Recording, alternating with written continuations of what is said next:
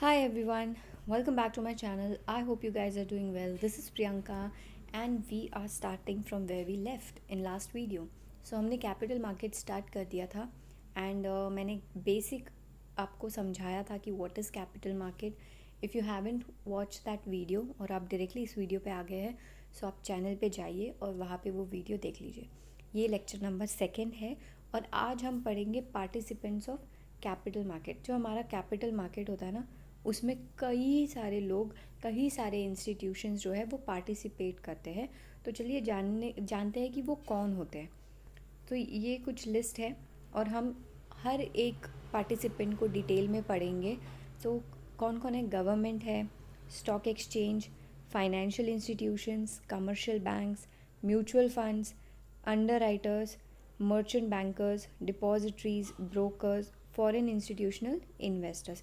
सो आज जो हम पढ़ने वाले हैं वो है अंडरराइटर. आज हम अंडरराइटर को समझेंगे कि अंडरराइटर का रोल क्या होता है कैपिटल मार्केट में, वो क्या करता है, पार्टिसिपेट करता है, मतलब उसका रोल क्या होता है.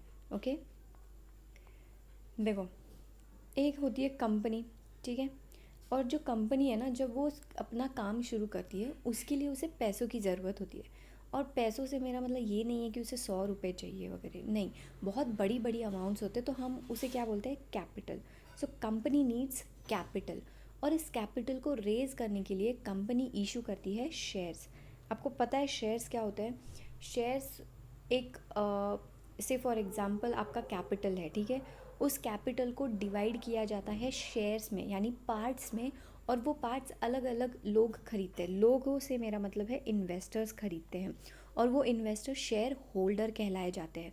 और जब भी उन शेयर्स पे प्रॉफिट होता है तो वो प्रॉफिट इन इन्वेस्टर्स को भी मिलता है. तो यही तो फ़ायदा होता है इन्वेस्टर्स का.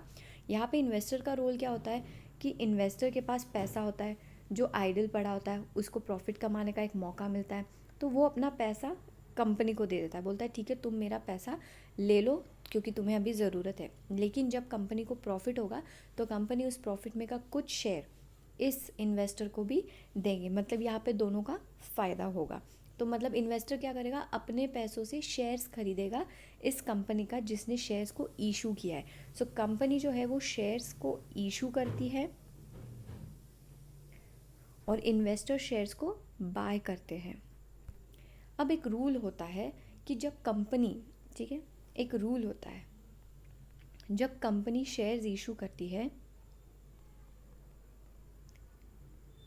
तब उस इशू मतलब लोगों ने, पब्लिक ने 90% सब्सक्रिप्शन ले लेना चाहिए. जैसे होता है ना, नेटफ्लिक्स का सब्सक्रिप्शन लेना होता है आपको, अमेज़ॉन प्राइम का लेना होता है, वैसे आपको शेयर्स के सब्सक्रिप्शंस लेने होते हैं.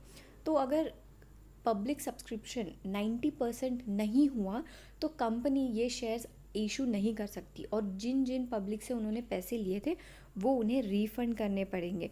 मतलब अगर 100 शेयर्स कंपनी ने इशू किए, ठीक है, और अगर 100 में से कंपनी ने सिर्फ 70 शेयर्स, अभी तक लोगों ने कंपनी के सिर्फ 70 शेयर्स खरीदे और 90 हुआ नहीं है, इसका मतलब, और दिए गए टाइम तक, मतलब जो ड्यू डेट होगी तब तक अगर लोगों ने 90 पूरा नहीं कर पाए कंपनी के साइड से, तो ऐसे सिचुएशन में कंपनी को जो एप्लीकेशन मनी लिया था वो वापस करना पड़ता है. यहाँ पे एक बात याद रखना, जब आप शेयर्स खरीदते हो ना तो एक होता है एप्लीकेशन मनी, फिर होता है अलॉटमेंट मनी और फिर होता है call money, right.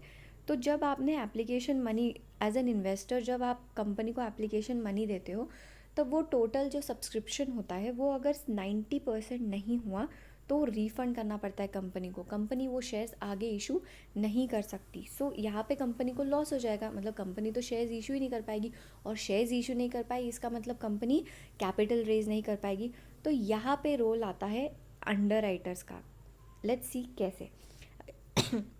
Sorry, according to SEBI, every company needs a minimum subscription of 90% of issued amount on the date of closure.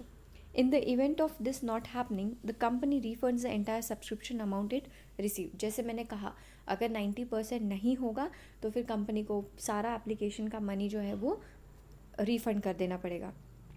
ऐसे टाइम पे अंडर राइटर्स क्या करते हैं, जो बचे हुए शेयर्स होते हैं ना वो लोग सब्सक्राइब कर लेते हैं.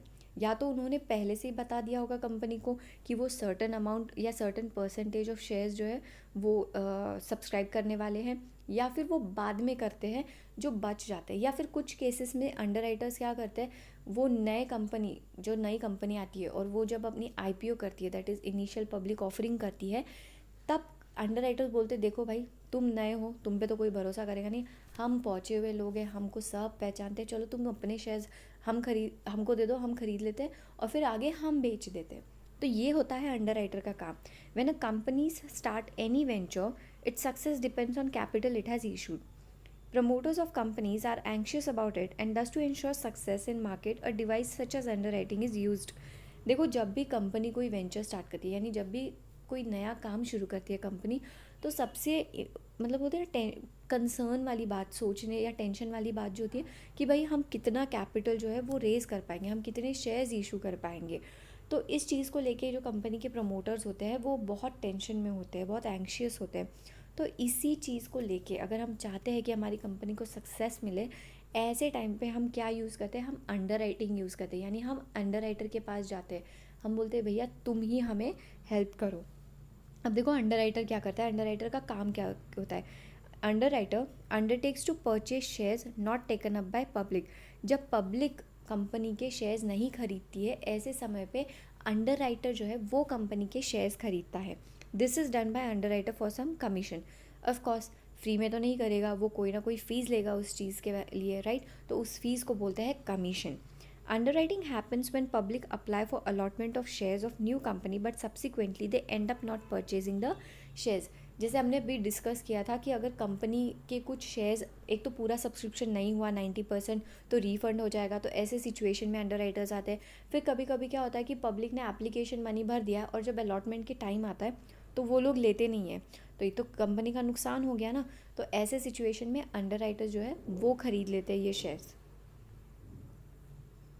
अंडरराइटिंग कौन कौन करता है? Underwriting can be done by firms of brokers करते हैं, इंश्योरेंस कंपनीज करती है, इन्वेस्टमेंट ट्रस्ट करते हैं, डेवलपमेंट बैंक्स होते हैं, कमर्शियल बैंक्स भी अंडरराइटिंग करते हैं। So this is it. और ये मैंने 2 प्रैक्टिस क्वेश्चंस आप लोगों के लिए दिए हैं। आई होप आपको इसके आंसर्स आए। आई होप कि आपको ये लेक्चर समझ में आया होगा।